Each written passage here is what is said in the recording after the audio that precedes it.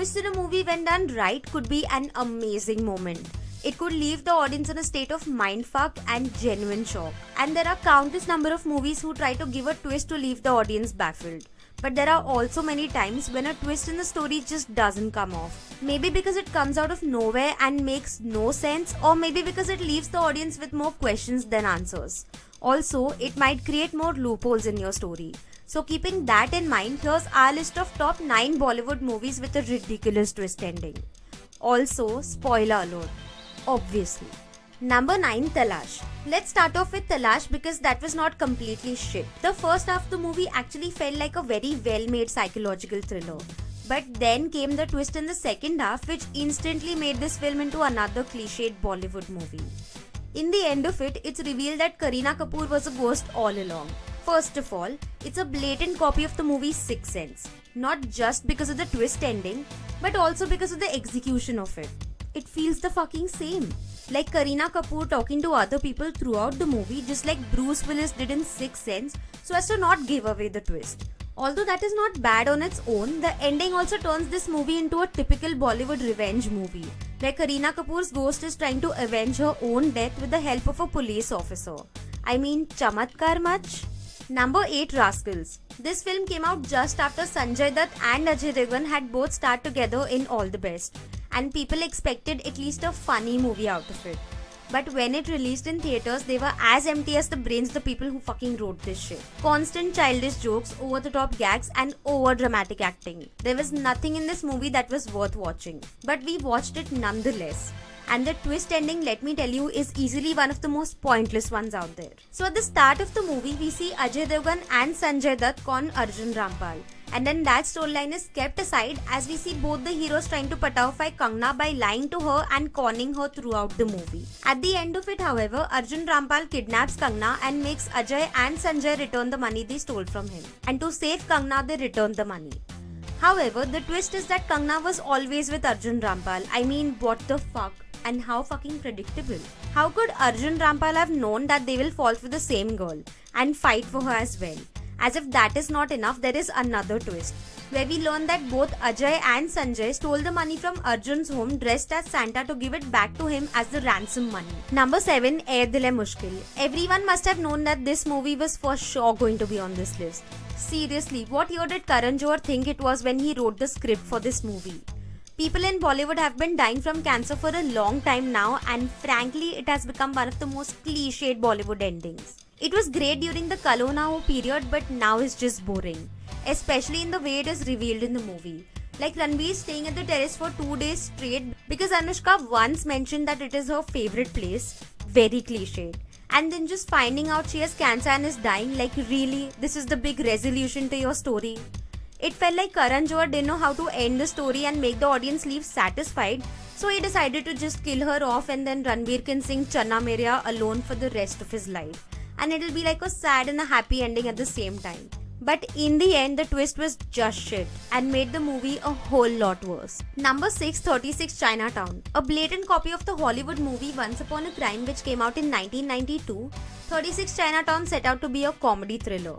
But when you actually see the movie, it's full of bad PJs which make sure that the comedy is not present. And shit acting from everyone except for Paresh Rawal and Akshay Khanna.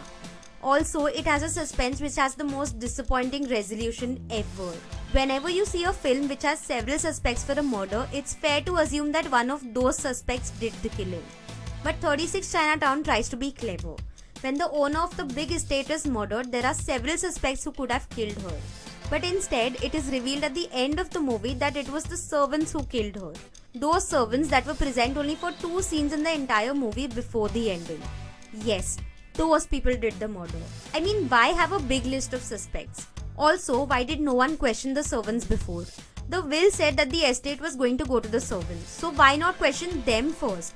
Instead, we get to sit through Akshay Khanna questioning everyone throughout the second half of the movie. I mean, twist ending ke naam pe kuch bhi yaar. Number 5, Golmaal Again. Okay, technically this is not a twist that comes in the end, but it's a twist nonetheless. And it's not only a twist that is bad, but it's a twist that is so predictable that it's just not that big a twist that Rohit Shetty thought it would be. From the start, we learned that Tabu can see dead people, aka another Sixth Sense copy. And throughout the first half, we see Tabu and Parineeti Chopra hiding something and giving each other looks, which clearly indicates that Parineeti Chopra is a ghost. First of all, that is a failure of Rohit Shetty as a director, as it is very blatant that she's a ghost. But what makes it worse is the fact that it is revealed in a way that is supposed to be a big surprise, and everyone in the audience should be surprised that she's a ghost. Like, fuck no. That is just a very bad execution to a twist, which if done right could have been so enjoyable. Number 4, Blue. The few people who watched this movie in theatres must have left the cinema hall scratching their heads. This movie is about a treasure hunt in the sea near the Bahamas where a ship has sunk. And no one can find it except for Sanjay Dutt because he went there when he was young, which is odd in itself. Akshay Kumar tries to push Sanjay Dutt to go there and find the treasure, but he refuses because his father had died there. Then Sanjay's brother Zahid Khan comes into the picture and it's revealed that he owes a big don a lot of money. And they kidnap Lara Datta, who's Sanjay's girlfriend, and ask Sanjay to pay the money. In the end, Akshay, Sanjay and Zahid decide to go and search for the treasure. They find the boat, but then the first twist comes along. The Don arrives there and he tells them that all of this was Akshay's plan and he paid the Don to do all of this. Akshay then kills the Don and drives his motorcycle into the ocean. Zahid, Sanjay and Lara leave the place because there's a storm coming. But 3 months later, they get a call from Akshay saying that he survived the storm by inhaling the oxygen from the bike tires. I mean, what the fuck? What happened to the storm? How did he fucking survive the storm? Then it's revealed that he got an underwater boat like a submarine thingy from somewhere and he got the treasure and left. Like seriously, how does any of this make sense? How did so many people while making this film thought that this was okay? Number 3, Machine. Now not many of you must have seen this movie and you guys are the smart ones. But there may have been a lot of you who must have heard about this film. With remade songs like Tu Cheez Badi Hai Mast Mast and Ek Chatur Nar. This movie did do a lot of promotions but failed eventually and for good reason. This Abbas Mastan movie saw the launch of Mustafa Barmawala, son of Abbas Barmawala, nepotism Zindabad, and I'm so sorry if I'm pronouncing that wrong. Anyways, Machine is a typical Abbas Mastan story where there's a rich girl and she falls in love with a boy, Mustafa the hero. But then the hero tries to kill her. She survives the attack and tracks down the hero and finds out that her own father hired him to kill her. Because twist! He is not a biological father. In fact, he killed her biological parents to get a hold of her wealth. And the hero who tried to kill her was his real son. I mean, what the fuck? This is basically what the story of Race 3 would have been if Abbas Mastan would have directed the third part as well. But unfortunately, this is still better than what Race 3 was. Number 2, 8x10 Tasveer. 8x10 Tasveer had a really unique concept about a guy named Jai played by Akshay Kumar who can enter a photo just by looking at it for a period of 1 minute. Add to that the mysterious murder of Jai's dad, and the movie had the potential to be a great psychological thriller. But god did they fuck it all up with the ending. After a series of events where Jai enters different photos regularly to find his father's killer, it is revealed that his twin brother named Jeet, who was presumed to be dead, is actually alive. And he blames Jai for pushing him off a cliff as his memories are erased. And also, Jai's girlfriend Aisha Takia was helping Jeet all along, so after killing Jai, Jeet could live as Jai. I mean, what the fuck? What the actual fuck? First of all of it comes out of nowhere. Secondly, it's just hella confusing. And it just leaves the story with more plot holes than the fucking roads in India. Easily one of the worst twist endings ever. Number 1, Race 3. After we took Machine in this list, there is no way Race 3 was gonna miss out. And Race 3 is at the top of this list simply because it doesn't have one twist that is bad. It has several twists that are bad. So let's start off with explaining the twists one by one in the best way we can. First, it's said that these two idiots, let's just call them the twins, are the children of Anil Kapoor. And Salman Khan is the son of Anil Kapoor's brother, while Bobby Deol is just another idiot who decided to be in this film. Then we find out Salman Khan once fell in love with Jacqueline Fernandez. Then at a party, Bobby Deol introduced Jacqueline as his girlfriend. Then Salman and Jacqueline meet. Yash finds out about the two of them through the twins. Bobby Deol confronts Jacqueline and Salman and the first twist is revealed.